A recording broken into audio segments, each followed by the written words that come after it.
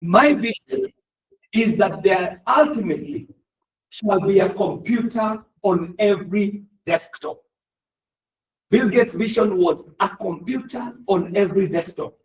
Saying this in the 70s must have sounded crazy, because by then the computer is the size of that mainframe computer I'm talking about. By the time I am teaching computers in the late 90s, the computer is already on the desktop. And a few short years later, thinkers like Steve Jobs are already processing this computer that is on a desktop, bringing it to a laptop, processing it later into a palm top, and we end up now bringing even gestures into these computers, so that if I was computing in the late 90s, by typing in prompts, like C prompt as a language, by the time we're coming to the iPhone, technology is already responding to gestures. And Steve Jobs saw it as a big breakthrough, where I'm able to communicate with a machine using natural gestures. When I say move to the left, I normally gesture move to the left.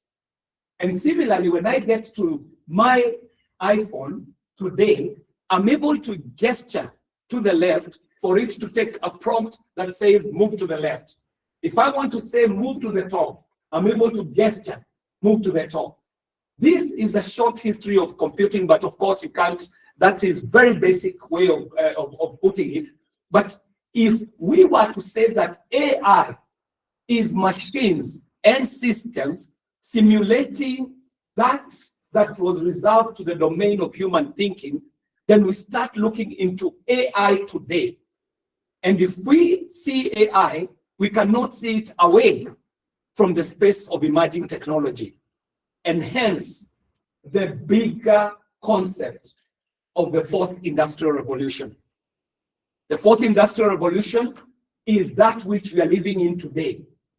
That revolution that heralds the technologies of artificial intelligence, blockchain technology, cryptocurrency, the Internet of Things, and all these facilitating things that are being said to be in the fourth industrial revolution. If we say that we are living through the fourth industrial revolution, then it must mean that there must have been a third industrial revolution, a second industrial revolution, a first industrial revolution. AI for good in Africa. The first industrial revolution is that space where man was able to tap into steam power, condense steam power, capture it, and have it working machines. And it was called the first industrial revolution. And we ask ourselves, when the world was coming to steam, where was Africa? Of course, Africa was not on the table in the first industrial revolution. As that conversation was happening in the West and a bit in the Far East, Africa was very far away from the industrial revolution that was called the first industrial revolution. The second industrial revolution is when man was able to capture the power of the unseen. When you talk about steam, you can be able to catch water. You're able to see steam. It is physical, H2O. You're able to even give a formula to it. But electricity is unseen. It is a phenomenon. And in fact, by the time we are coming to the second industrial revolution, that which is unseen, untouchable, that you may not be able to capture with your senses, was reserved to the domain of the occult or the witchcraft. If I'm not able to see it or touch it, and it does something, I would be seen to be a witch doctor or a wizard to make it work something. But man comes, captures that which is unseen, and is able to domesticate it, preserve it, pass it through copper wire, and empower devices, and be able to do this thing that now becomes the second industrial revolution. Where is Africa then? Again, Africa is not on the table. We come to the third industrial revolution. You're seeing KJ graduating from Dagoretti High School in 1995. In 1995, there are some people here who I'm told, including Madam President,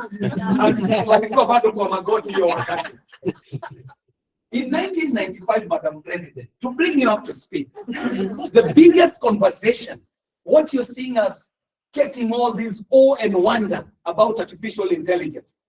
In 1995, the biggest awe and wonder was the dot-com revolution. People were wondering, this thing called the millennium bug, when we get to 2000, what is it going to do to everything? And I remember coming into the millennium, someone was trending a ridiculous skit a few days ago, and I was seeing it on TikTok, of KJ in ridiculous, talking about the millennium. I'll share it with Jerry and please share it with the group, about the millennium and how big a phenomenon it was. That now was the third industrial revolution. Microchips, microcomputing, where now we are onboarding the Microsofts of this world, the IBMs, we are onboarding the Apple. And that time we are seeing computing moving from this, where you would communicate through prompts. We are coming into these interfaces. And Microsoft 95 was a revolution. It was mega, where you are able to use your mouse and be able to go to an icon on your screen and be able to tap it and work the wonder of a computer. And this was again called the third industrial revolution. Where is Kenya then? KJ on the streets, Mapambano. We were now talking about the second liberation, and the Orengos were in the street. The second liberation, people were on the streets. The next revolution, we were revolting, using that which was in our hands. For me, I was using comedy as activism then, as the world was devising the third industrial revolution. So yet again, computers were coming to us. We as Africa are not on the table. I remember in the computer company I was working in, that must have been in the 1996, 1997. Computing then, the fastest computer was processing at around 386 megahertz. And one day, our company in America that was supplying the computers that we were working with, by mistake, shipped a computer that was processing at 586 megahertz. Tulifunga ofisi, tukaenda kupokea hiyo computer kwa airport. 586 megahertz processor. That is what was landing into Africa in the late 90s. The third industrial revolution. Again, was Africa on the table? Of course not. Africa was not on the table.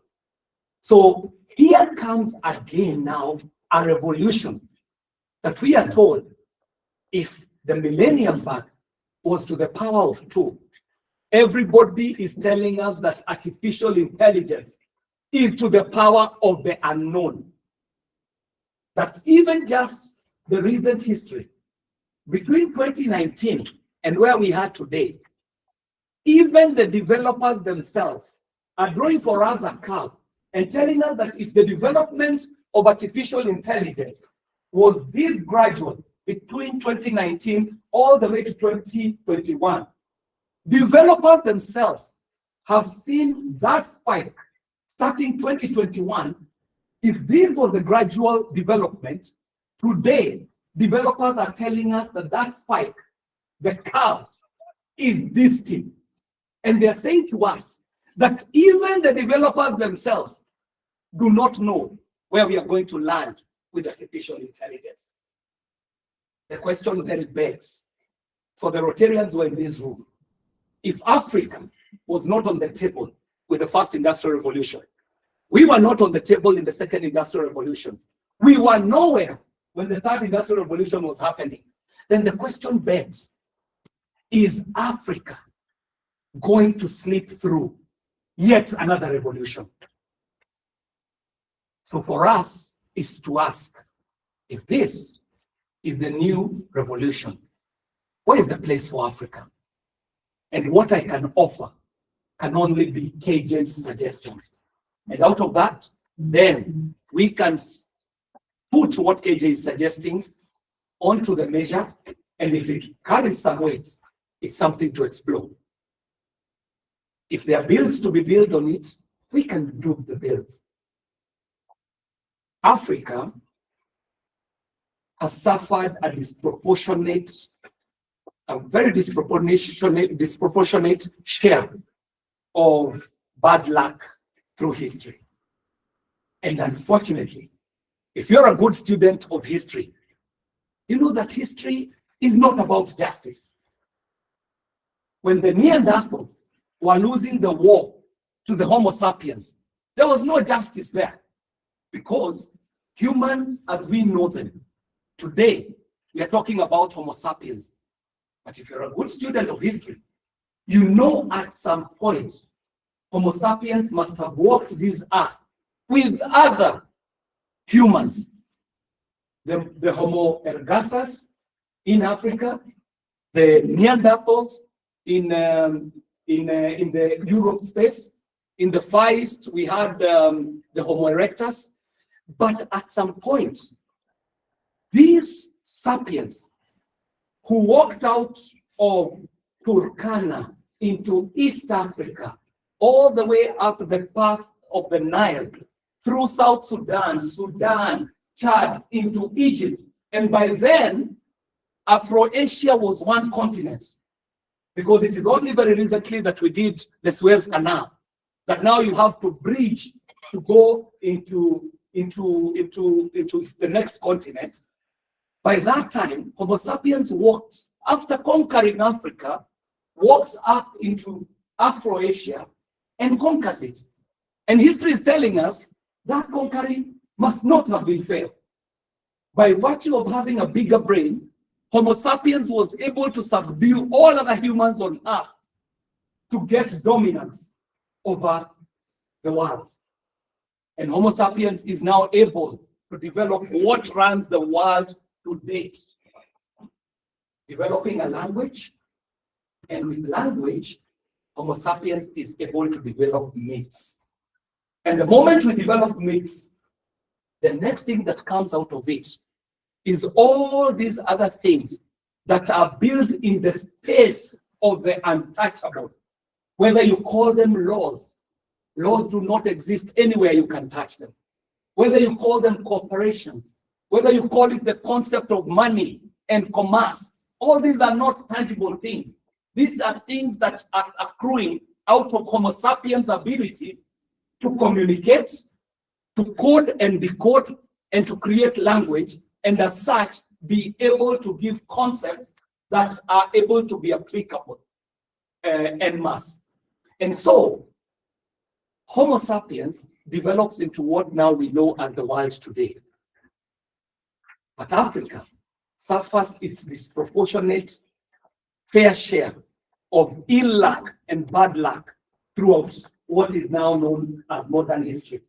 So that for 500 good years, the biggest enterprise in the world was a man walking into Africa, capturing the brightest, capturing the strongest, whatever model they were using, capture them, put them on a boat, ship them to build the new world, so that I can authoritatively say that the new worlds of today, whether you call it New York, call it London, call it Europe and the Asia, has been built on the back, the blood, the sweat, and the tears of the black man. And as such, this black man becomes disenfranchised for a good 500 to 600 years.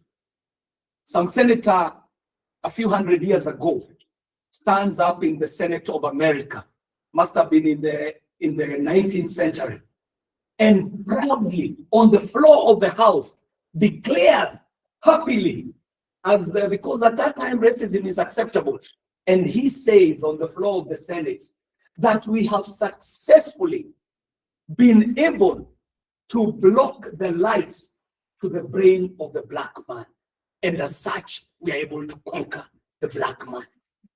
Blocking the light to the mind of the black man talks to enlightenment. That the black man for 500 years has been condemned to the wretched of the earth, to quote Frantz Fanon. That's 500 years.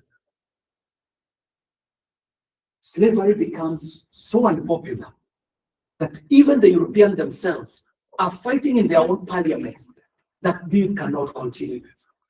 But because the model of the world and history has not been fair, they were able to transition everything they were doing with slave trade to a new model, and they call it colonialism. So that if Africa was that shamba, wewe ukiwa Nairobi unasemanga enda kwa shamba nikatie mandizi uniletee, si ndio? And that was what Africa had been to them. They find a new model of perpetuating exactly the same system that they have been benefiting with, and they call it colonialization. And again, history is not fair to Africa. And so colonialization for a place like Nairobi or Kenya is now translated into what we call colonization. And then for another 100 years, they perpetuate the system of colonialism for the benefit of everybody else apart from Africa. And so what we saw with slave trade also becomes the same thing perpetuated with colonialism. And some of us are then born around that time, because I can see people in this age who could have easily been born in this room before 1963 for Kenya. The question again begs. The question again begs. This transition from slave trade to colonialism, could it have been the same transition from colonialism to what we call democracy today? And again, I pose a question. This question is not original. I borrow it from a man called Waweru 7. And Waweru 7 asks, if this colonizer today is walking into Kenya and saying the system that works best in the world is something called democracy, how come for the 100 years that they were in Kenya, they never held any election? It is only in 1963 that they conduct an election. So this white man today is telling us that if you want something perfect in your governance, what you need to subscribe to are the ideals of democracy, because democracy is the best thing for you.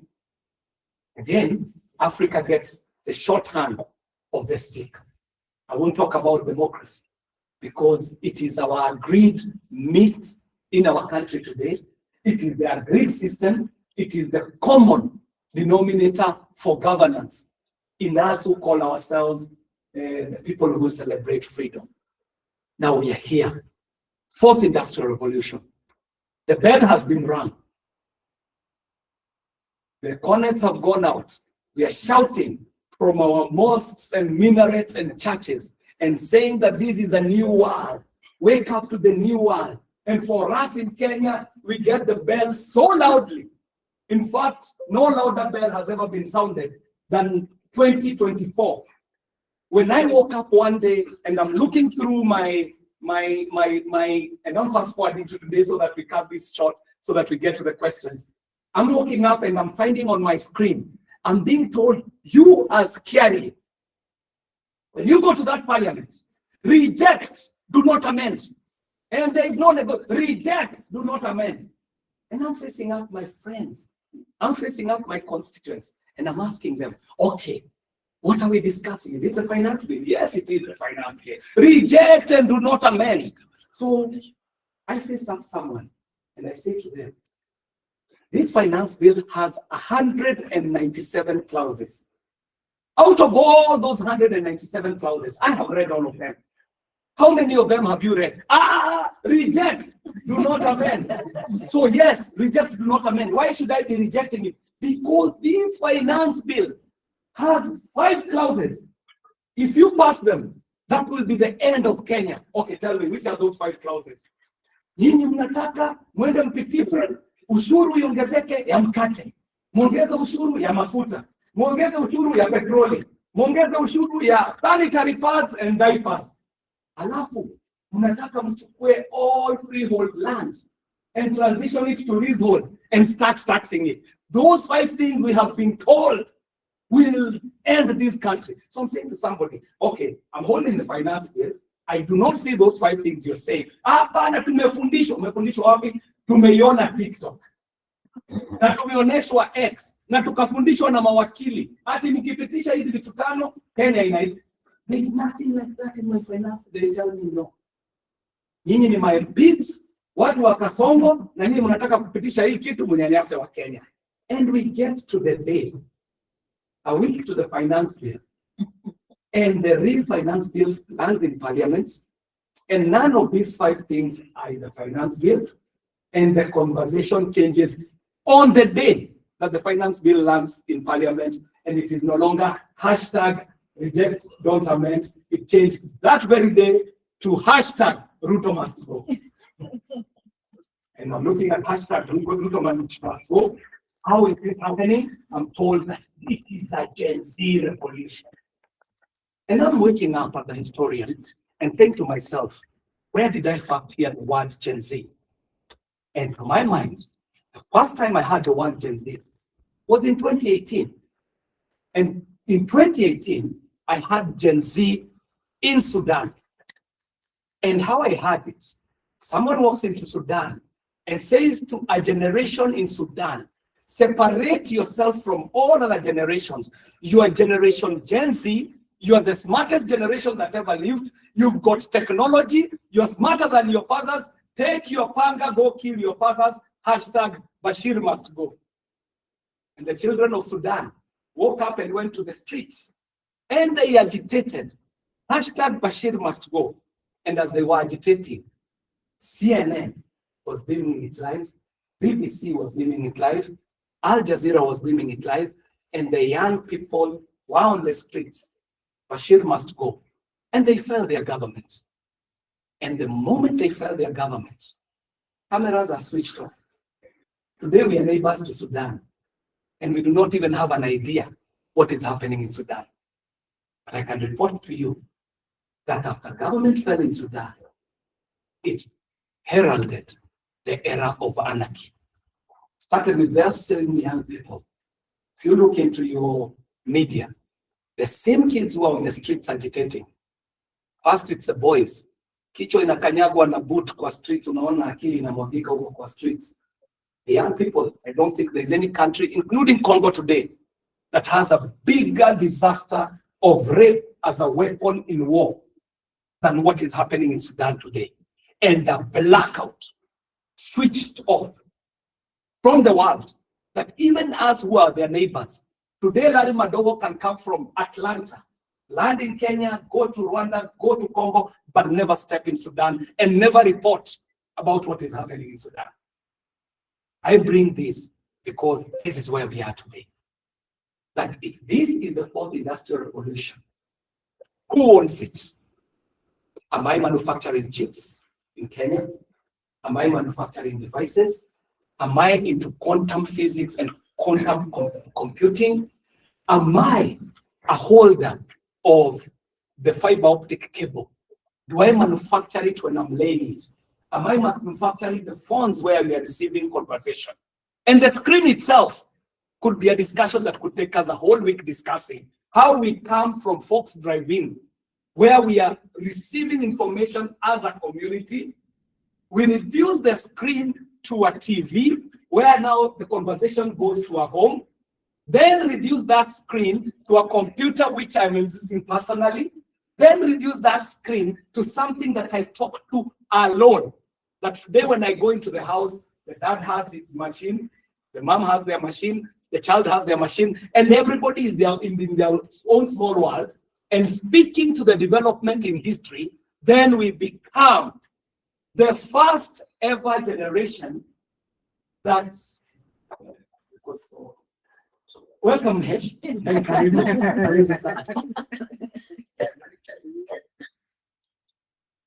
Ladies and gentlemen, allow me to welcome the Honorable Fiona Fio.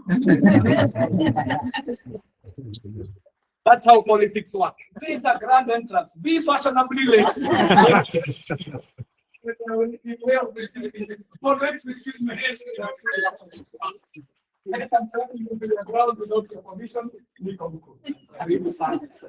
So the conversation about how we come from that big screen that we're consuming as a community to a place where I am in my own small world, then starts to speak to the conversation that we shall be having next week about addictions. Because that person devising the algorithms and the devices in Silicon Valley understands the psychology, the philosophy, and the sociology of humanity that they shall build into X, into TikTok, into Facebook, that which speaks to the same hormones that drugs speak to. That today, if I am a young person, and in my generation, we could log in and log out. But today, there's a child who will never be offline throughout their life. And so we become the first generation in humanity that will not be able to transit all the knowledge that we have to the next generation, because our Gen Z conversation has taken root that you guys are in a new world, and what your father is saying, what your government is saying, what your church and the mosque is saying is nonsense, and it ends with that generation. And you are a new generation, and your new church, your new mosque shall be the device. Where is the place for Africa in this new world then? If that is AI, how can it be for good for Africa? Allow me to offer 4 things. Because in this world, as history has proven, it is you to determine in this animal kingdom, if that is the food chain, you have to agree where am I placed in this food chain. And Homo sapiens, not by DNA, not by evolution, not by growth of the mind, is the only animal in the animal kingdom who was able to rise to the top of the food chain, not by evolution, by dominance and conquering. And so then, where is Africa in this food chain? Today I will report to you that Africa, yet again, is at the bottom of the food chain. That even if there is something we are doing in the space of AI, today in Nairobi, we have a massive center that is a tattoo city, that is sitting in excess of 5,000 young people, and they are working on AI. We've got a center on Mombasa Road, called it Summer Sauce, and we've got young people in their thousands, and they are working in the space of AI. They are coding for Tesla. They are coding for Microsoft. They are coding for IBM. They are coding for these multinationals seated in Silicon Valley. But again, they are not the developers. What are my young people in Africa doing? They are relegated to the space of annotation and labeling. That work that nobody wants to do in Harvard, nobody wants to do in MIT, it is now sent to Africa. And hence we go back again to the first industrial revolution. We go to the era of the slave trade. We go to the era of colonialization and ask ourselves, will AI mean that we are moving the African from sugar plantations, cotton plantations, coffee plantations, tea plantations, sisal plantations, to a new world of the digital plantation? Just for yourself, please make a visit to Summer Sauce, make a visit to that center that is at Tattoo City, and find my young people doing the work of labeling, doing the work of annotation. Labeling means Tesla has given a brief to a company in Kenya. This company is being identified because of, quote unquote, and I have to say it very clearly, cheap labor, you got it. And so, what is this young man doing? They receive a photo from Tesla. Or let me take a good example, or let me not name a company. You will find a young man seated on a computer, and he has a photo of trash, takataka. And this takataka is from a hotel in New York. And they are told, label each and everything that is in that takataka. And their business is to say, This is a Coca-Cola can.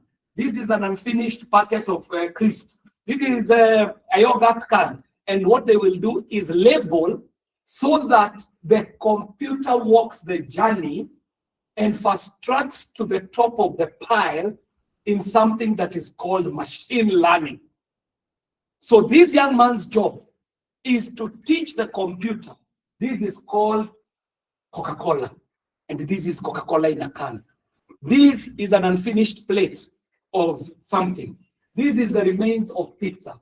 Labeling and annotation right at the bottom of the pile in this whole scheme that we are calling AI. My offering is that there's 4 things that give opportunity for Africa, and this is where I shall end it. I shall say this, that the computers are just about to be so good at everything you know that no human can match up to the computer. So that I am in the Dagoretti South constituency with my students in school, and that child seated at Nurarua Primary School might be in school learning for a trade that might never be existing by the time they graduate. Because the computer will be a better lawyer than any lawyer we will ever train. The computer shall be a better doctor than any doctor that we shall train. And it is not in years to come. Today, as we speak at Kenyatta University Teaching and Referral Hospital, there's a cyber knife. That knife will go into the human body, identify a cancer, operate on that cancer non-intrusively without breaking your screen. And it is being done using a computer, artificial intelligence, so that there is no human that shall be as good a doctor at operating a cancer than that computer. If you're an accountant, of course, now your job is gone. And we thought that the last jobs to go shall be the job of the artist and the comedian. And for a long good year, we were sitting comfortably saying that the computer will never be able to crack jokes better than ridiculous. Until image generation happened. And today, just using a prompt, you can go into a computer and tell it to tell a joke. And you can tell it about what? And it will crack a joke better than Walter Mongare, Tony Jubona, and KJ combined. So then, if computers are going to be as best as they can be to be computers, my offering is that the future, the only thing that we can only be better than computers at is being humans. So much so that few in the City County Assembly of Nairobi and KJ, devising policy for education, must find a place for developing the human to be doing those things that the computer will never be able to do. For me, those are 4 things. Number 1, the young man that we bring up today and the young girl that we bring up today must be able to develop to be a better human in the sphere of critical thinking. It's intangible, it is human, it is something that only a human brain can do. This young man must be able to develop the character and the ability for critical thinking. Number 2, a young person must today be able to develop the character of logic and problem solving. Today, as we speak, Kenya is the biggest user of OpenAI and specifically ChatGPT in the whole world. So what happens? It means you walked up to me and asked me, do you have a presentation? And I said no, because I didn't want to make up a presentation here that might have been generated from a prompt on ChatGPT. And I come and offload it on you and I look like a star. And I generated it out of a prompt. But think about it, Madam President. We are we are in a place in Kenya today that I can develop a communication, call it email, out of ChatGPT and send it to you. And for you, you shall respond by a response that you generated out of ChatGPT. So that communication is not between KJ and truth. It is two AI assistants communicating. See the danger of it then, that we might go to parliament and devise policies that we did not develop as humans. So that the computer takeover is not something out of a movie today, it is already a reality. That is at the very basic level.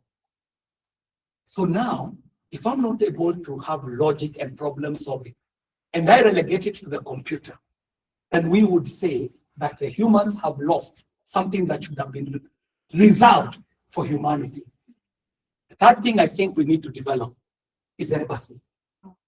A human character that computers will never be able to achieve. Empathy. I don't know if you guys saw the madness of 2024. I was the poster boy of the revolt in 2024. The word that was going around is that KJ amesema maandamano ni fake na ni AI.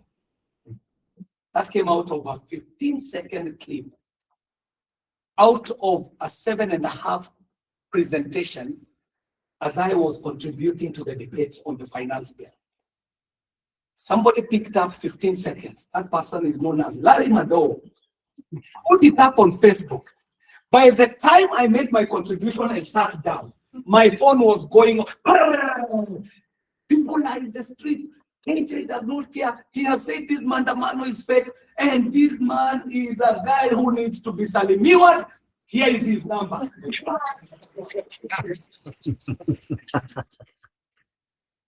No backstory, no context, no empathy. But for me, I'm able to handle, I have a thick skin.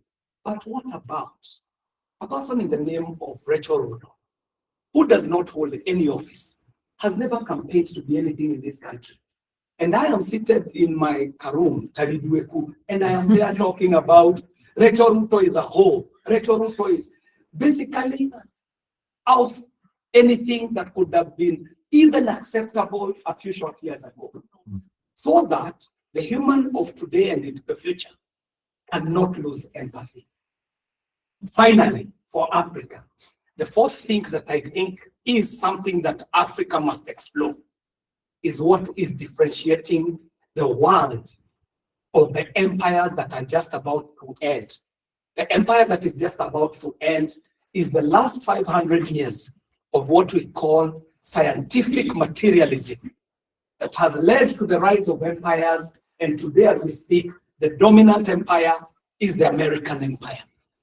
What differentiates the American empire to be on the trajectory of a downward slope with the rising tigers of Asia, which are on a rising trajectory? Call them Taiwan, call them Vietnam, call them Malaysia, call them Singapore, call them China. The one element that differentiates these two empires, the falling empires and the rising empires, is this soft issue of patriotism. That a Chinese today, before they adopt anything being brought to them, whether it is by the leading powers of the Bretton Woods institution, World Bank, and everyone else, and the IMFs, before they adopt any new narrative, whether you want to call it LGBTQ or any other myth that is being, they have to go back and check who they are intrinsically, and they will say to themselves, I am Chinese, and this does not speak to my culture, and I cannot adopt it, and I do not have a place for it. So much so that by 1970, China was at rock bottom. All of China was a ghetto, not a growing concern, with a failed Marshall Plan that was not working, and they wake up and say, we shall be at first Chinese before anything else. And from 1970, what China has done today, they are facing up the West and saying, if what is keeping you alive is the dollar economy, we can get together as China with Russia, we can get together with South Africa, and we can come up as BRICS, and we shall face you as the dollar economy, and ultimately we shall bring you down. So then, at that point, I invite you to go to your Netflix and watch this one episode of a documentary called The Social Dilemma. And with The Social Dilemma, you shall understand what happened in Sudan in 2018, what was tested in Kenya in 2024. You shall know about the fall of Algeria, the fall of Libya, and what is happening and being celebrated in Mali. And we are being given a poster boy by the name of Ibrahim Traore, who to me, as we speak today, has only done one mega thing in history. And I am not here to talk about whether it is good or bad, but all Traore has done, he has exchanged the colonizer called France and invited a new power called Russia and said, today I am not subservient to France. I am now speaking the language of Russia.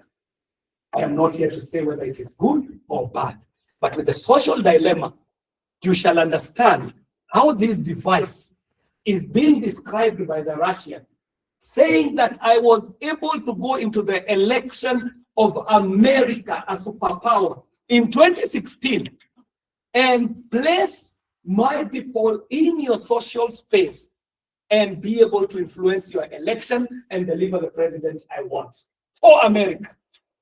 And the word they use there is that we found Americans to be useful idiots. That using this device, they were able to drive the agenda of that election. I'll end it by saying, we are here in the fourth industrial revolution. Take this home with you. It will be where our narratives being formed at. Because we have said narratives have driven the history of the world. Today, I gave you the example that that person who was saying, let us ban parliament, was asked, where do you get your information from? And the last book they ever read was that set book that they read for KCSE in Form 4. That all the information, all the news, all the narratives, they got them from social media. So where is the danger? Take this statistic with you. As of last year, the concerns on misinformation on social media in the world were varying at 53%. That if you see 10 posts on social media, 5 to 6 of them have concerns on misinformation globally. Again, Kenya leads. Again, Kenya leads. The global average is at 53%. The Kenyan average, as of last year, of concerns of misinformation on social media is at 83%. Ladies and gentlemen, that out of 10 posts that you see on social media, there could be a concern on 9 of them, on 8 of them. Who is forming our narratives? Our narratives today are being formed by that person who is driving the algorithm. Where is the place for Africa? You ask. I told you, in the soft space, the 4 things of critical thinking, logic and problem solving. Logic and problem solving, because that young person we're bringing will not get the conversations we got from our grandfathers and our parents. We have agreed that. So that today, nikikatia day na ule day maingiani, sina power ya problem solve. The only thing I can do is cut this woman with a panga. Again, Kenya leads. We are the highest in statistics on femicide in the world. Meaning that the problem-solving capacity of the young boy that we are bringing up is somewhere between 0 and none. I'm faced with a problem. I don't know how to solve it. I'll take out a panga, brawn of a brain, when it should have been the reverse. I cut up that woman, femicide becomes a phenomenon. So critical thinking, logic and problem solving, empathy, because that's humanity. And finally, patriotism. That is on the soft areas. In these other spaces where the hardware comes up to, Kenya must take up a place in this fourth industrial revolution. And so, in the sector that I'm presiding over, in Parliament. There are things that we are working on in our contribution to the narrative of Singapore. So that as we speak right now, we are rolling out 100,000 new kilometers of fiber in the next 10 years. Connectivity. So that you have a flow of information because narratives are flowing on that pipeline. We are setting up Wi-Fi hotspots, as you shall see them being rolled out, public Wi-Fi hotspots to avail connectivity to that young person so that they can do what they need to do online. The one thing that is working so well, if I were to speak for Dagoretti, is the digital innovation hubs, where today there's a young man sitting at PC Kenyanjui, the TVET in Reruta, and kwa hiyo computer, he's working into the Taptengelei revolution. Kufinya computer, unapata dola. This young man is in the gig economy, and that one who puts in some effort is earning around 30,000 shillings a month. The one who puts in very good effort, we've got cases of young people who are earning 100,000 a month. They are those who have astounded us. The young man sits on their computer, and in a month they're earning 300,000 Kenya shillings. What are we doing? Equity and equalizing. That young man from Dagoretti South can have a fair opportunity to be as good a developer as that young man sitting at MIT. But what else do I want for this to happen? That when HE says that we are rolling out 1,450 digital innovation hubs, 1,450 is a magical number. The ward where he serves is one of the 1,450 wards in all of Kenya. So meaning that if this plan works out, in every single ward in Kenya, there shall be a digital hub. But then it is not about us being the people whose data is being harvested for data appropriation without my rights. So I must stand up as KJ, go to IPU, and if the last liberation was to liberate territories that were physical, today, my championing, as a leader, I must be championing for data sovereignty for Kenya. Because those young people sitting in these digital innovation hubs shall be generating data. That data should never be appropriated away from Africa. But most importantly, what will happen with those digital innovation hubs is that as we speak today, AI is speaking to the tune of 46.5% in English. So today AI is speaking English. And then it is followed a bit by German, and then a few other small languages. So the question begs, when will AI speak by Gikuyu? When will it speak Kamba?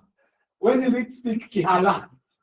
So then it means Africa must deliberately feed into this conversation, because I am told by history that anybody who wants to disinherit you, they first take your father's name, and then they take your mother tongue.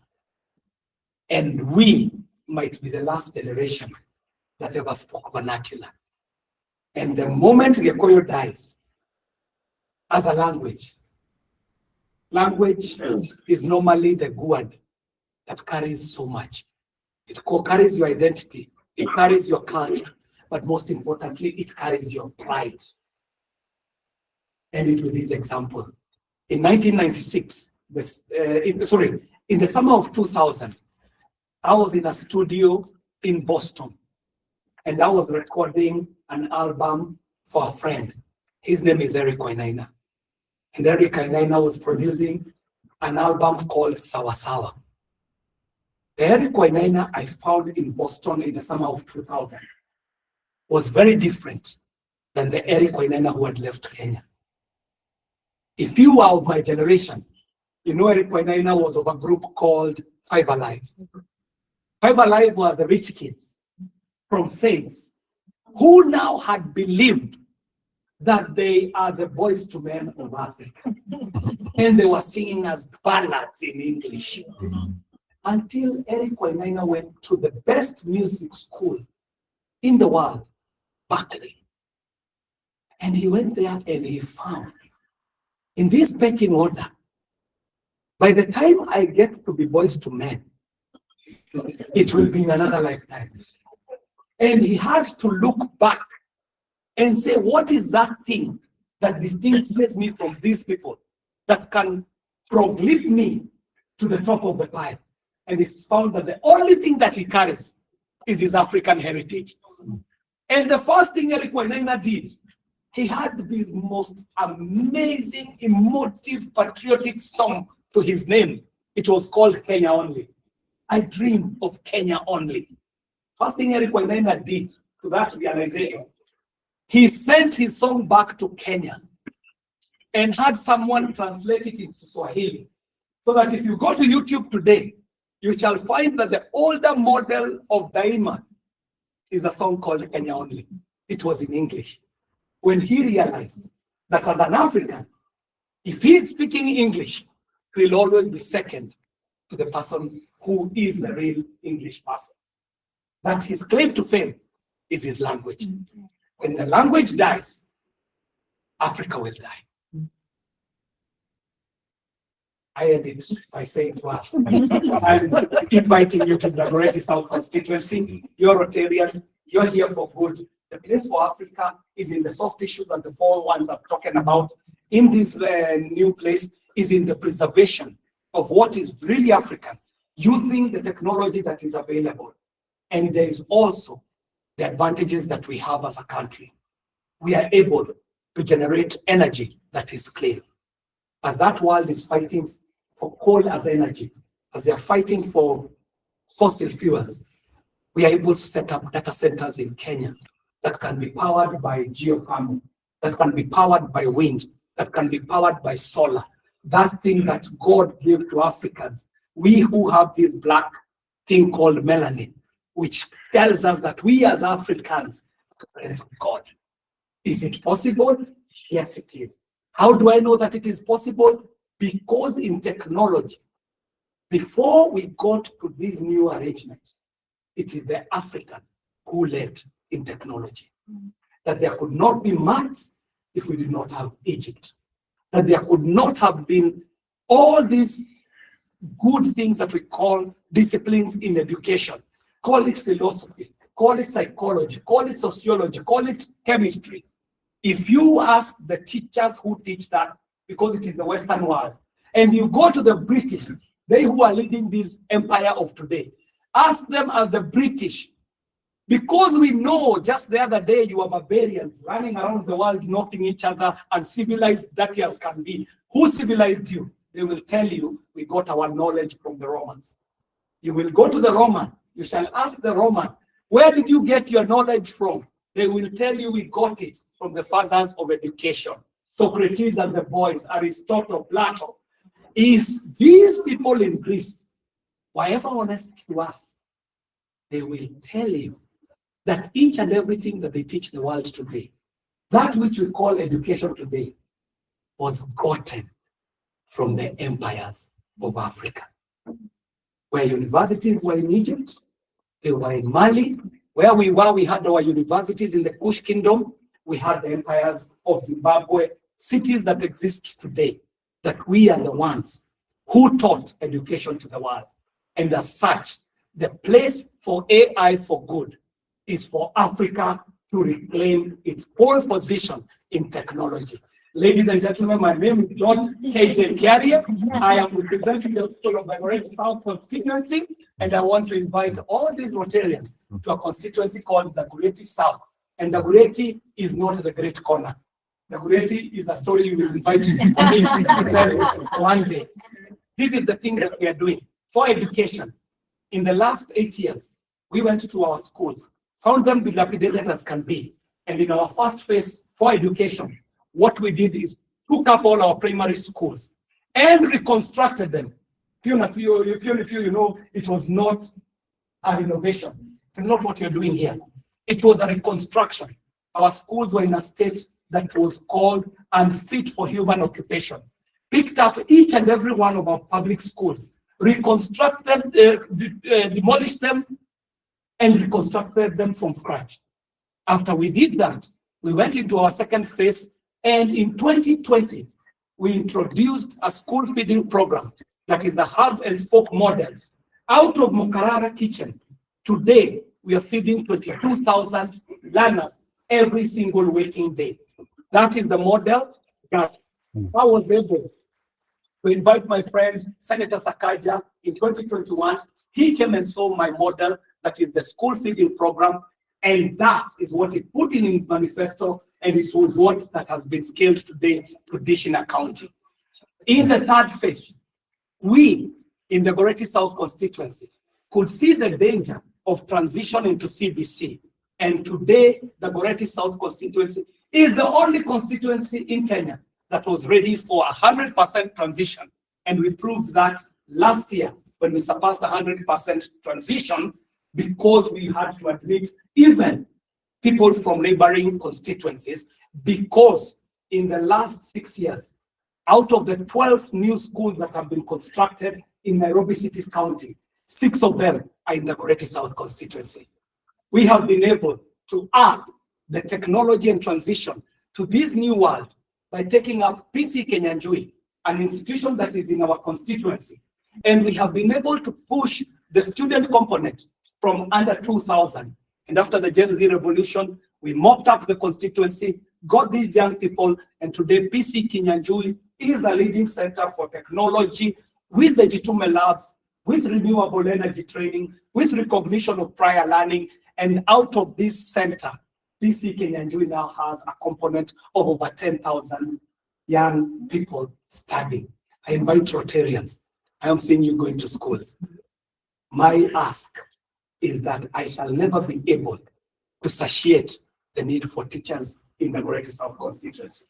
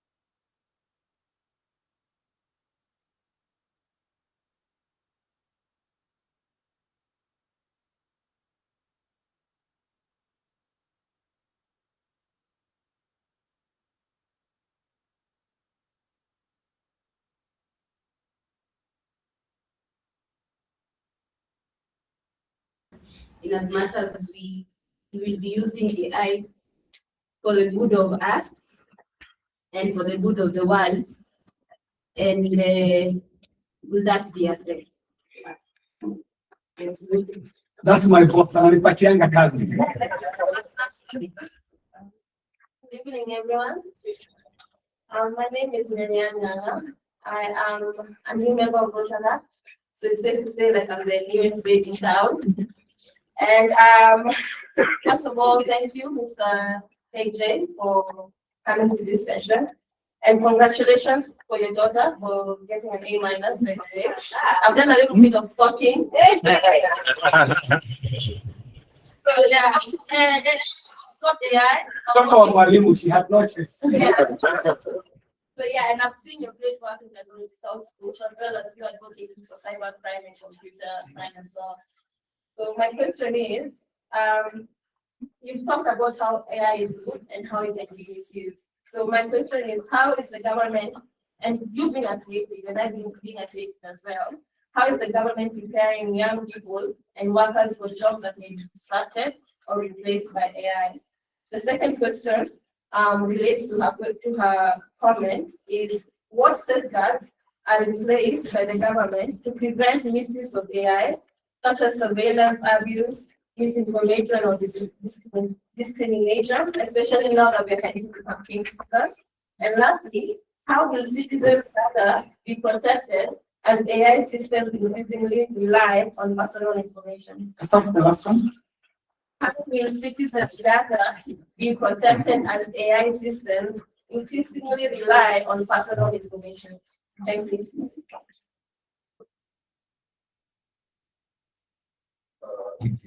Madam President says that I answered this, but because you're on the floor, please kindly just ask yours the last so that we save the Rotarian time. And please up to the voice a bit so that we can hear you from up here. For my question, we mainly for governance. So, as a member of parliament and also somebody who is close to the government, would you say that you're getting value for money for that? Personally, I mean, that's the thing, it be a bad and so in a month, if they go to work 20 days, so aside of this, I think it's 16 days, they wake up to pay government. But personally, they already don't see why this money is paid. But also another thing, the good news we have is that really good as also somebody is closer to the current government. Now, without the Saka without Saka supports this person wanting to having a second term of this other person inside, is there really good way to government actually change people's lives for the better? Or is it really a place where it's just the sales marketing going now to the next Ladies and gentlemen, amazing questions, and unfortunately, we can only do an abridged response. Is AI a threat? I want to invite you to take some interest in just reading. And maybe a good place to start for technology would be Noah Harari Yuval. Just go and read this Israeli young man called Noah Harari Yuval. And where to start? Start with his first book called Sapiens. Is AI a threat? Until AI, everything we could discuss was what we call technology. And we would say in the history of technology, that technology is a tool. And we would say that a tool is, for example, a knife. That a knife can prepare dinner, but a knife can also kill, stab and kill. That's how we used to discuss technology. However, technology today, AI, is not just a tool. Because if I place a knife on the table, I will find that knife there when I come back. AI is a tool with agency. So much so that today what I code into my machine learning has left space also for the machine to learn beyond what I taught it. So this is a technology that is got its own agency. And the answer to your question is every conversation that we have had this afternoon. Can we find our place in AI so that we can be, if not on the driver's seat, tukue makanga. At least tunaweza gonga mbao, tunaambia dereva simamisha, shukisha. That's when we will determine whether it is going to be a threat for us or not. I also say that I am a very optimistic person when it comes to technology. Because when I study the history of technology, I know that every technology that ever came with an equal amount of worry and wonder. Whether that technology is electricity. Back in the day when electricity was a debate between alternating current and direct current, that became such a big debate in America. Back then they used to have science fairs. And in the science fairs of the turn of the last century, people were called on to make this debate by demonstration. Edison is saying that the future of electricity is direct current. The guy who admired technology, a man called Tesla, Nikola Tesla, would say that the future is alternating currents. Edison would say, DC is safe. And alternating current is very dangerous. And to prove it, they would go to New York, in the middle of the city, bring an elephant, and electrocute it as people were seeing. And they would say, kama hii inaua ndovu. Hii ndio kitu nataka kuleta kwa nyumba yako. The wow was that this electricity can bring day, the wonder of day to night. That's the wonder. And then the worry was it can kill. And with every technology that I know of, it came with an equal amount of worry and wonder. And every transition, we have been told, itamaliza binadamu. But by the end of the turn of the last century, the biggest problem in the cities, you wouldn't believe it, few. The biggest problem in London, in New York, in the cities, was horsedom. Because everyone was riding on a cart. Horsedom in the city. And people were saying, hii kitu ya magari, sasa itamaliza environment, uchafu, streets are looking. And before we knew it, Ford comes up with the production line. And of course, Ford did not produce the first car. He said history does not know justice. He was not even the first man to develop what we call the industrial line, mass production. Mass production was first done by a black man. But owing to the fact that this man was black and his family was black, he could not get the support of capital or the support of government as Ford was get. But what I was saying is with every technology, we have all been scared.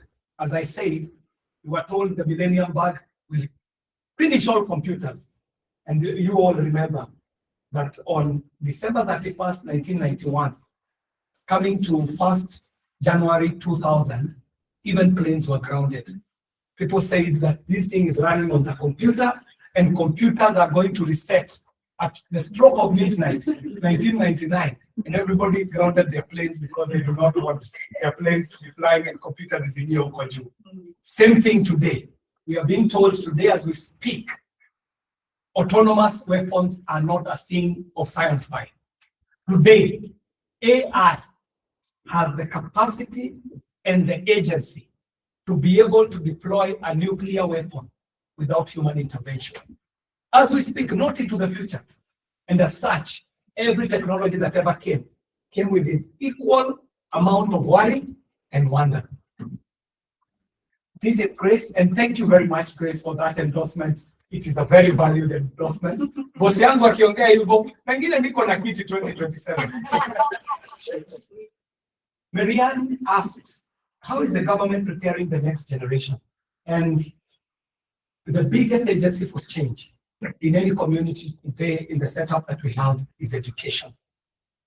And so I am glad that this year, turning into 2026, the conversation that was started by my friend, and I think he has been here, the Honorable Member for Parliament, Kiharu, Nyoro. The conversation he started is a very critical discussion. Nyoro told us as we were ending last year, he said, can Kenya wake up to the reality that if there's something we want to change in our community, it will happen in our schools? And every Kenyan go back to their constituency and ask, what is your member of parliament doing about education in their place? That conversation is a great conversation to have, because how do we prepare the next generation? Historically, we prepared the next generation from home. The first teacher was the parents. Today, the teacher in my school has more time with his learner than I will ever do. This child gets out of the house 5:36, will come back at 6:37. And the person who is taking care of that child is the teacher at school. So how can Kenya prepare? Kenya will prepare by making sure that we have an education that is fit for purpose going into this new world. Fit for purpose does not mean just education. It means, how am I preparing that child who is at Lurago Primary School to know that the language of the future is coding, that coding will be the brain of this new world, and the hands shall be robotics. So are we preparing this child? We better do.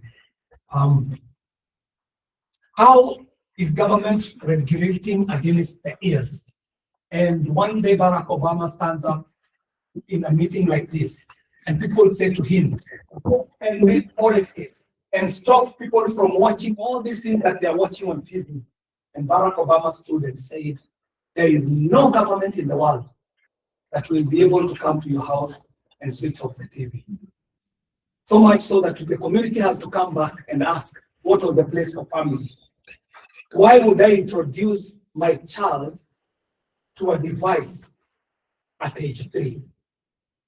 Places like Australia are saying, if you're not 16, you should not be on social media. We here are saying that my child should be high speed at age 7. Akwe content creator, akwe vixen, atiyo ni talent. But we have said that this is an addiction that could end up dealing with family to extinction. It is an existential threat. So what is myself and the Honorable MCA for Karura doing? In the last parliament, I was able to pass 4 very critical pieces of legislation that were ahead of their time, speaking to this new world. Started out with the copyright.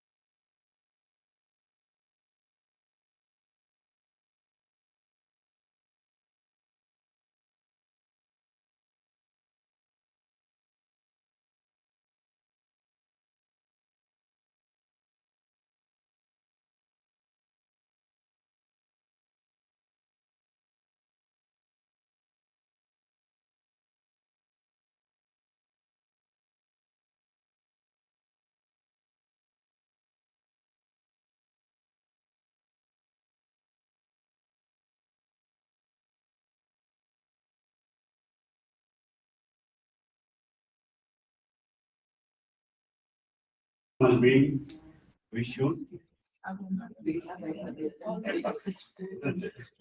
And lastly, as a Kenyan citizen, we should be. I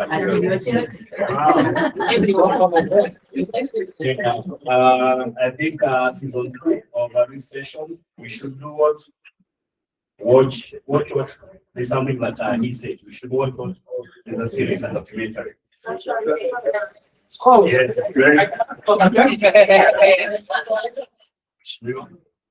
we have a token of appreciation. We want to.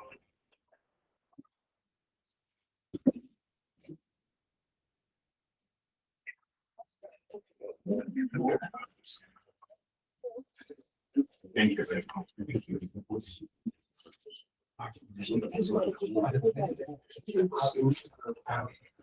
Thank you.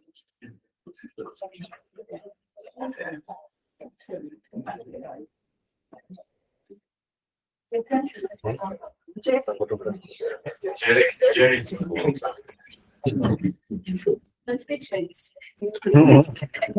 Kerry is doing the most amazing thing in the Dagoretti South constituency. If you've had the opportunity to drive on Gong Road, he's refurbishing what we call the Great Corner, the Great Corner. His most amazing project of the overpass. You see, attending to the jams on Gong Road, going into the Basha Road and Kainala Road. We really appreciate it. And thank you for this invite.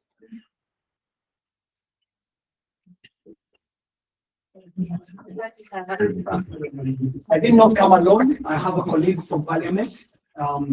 She's seated right here, and she was doing the work of bringing it to the world.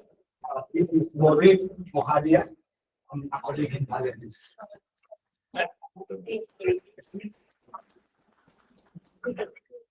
Anytime I bring a politician and tell them 20 minutes, it's usually triples. And then other activities are overridden. Use your stuff. I just someone to do an activity here, and I think we can just move it very fast in less than 30 seconds. What's the activity? So we have to do an auction. At a minute, like. What if I took a pay?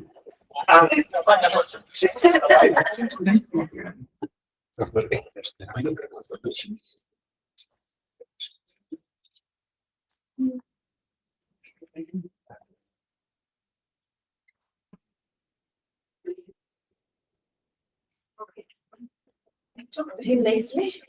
Amesema nataka in less than 30 seconds. So in this Rotary, we talk about progress on the good work that you're doing, wonderful presentation. As Rotarians, we do good job. We bridge the gap that you guys give open. Yeah. So when you're not building enough schools to step in and try and upgrade. Besides that, we fellowship and we unite the friendships amongst ourselves. In the process of it, we have fun. And as Kenyans, one of the ways to have fun is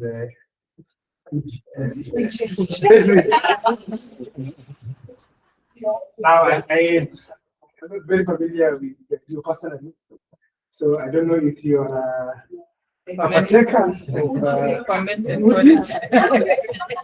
and you can read the book. I only know people who take witch, but I am not averse to associating with people who take witch. Yes, that is a good. We are conducting an auction to support the good work that it was taken. And this activity was noted for about 20 minutes. And I don't know, we spent that time having a very good and eye-opening conversation. So in Rotary, we say,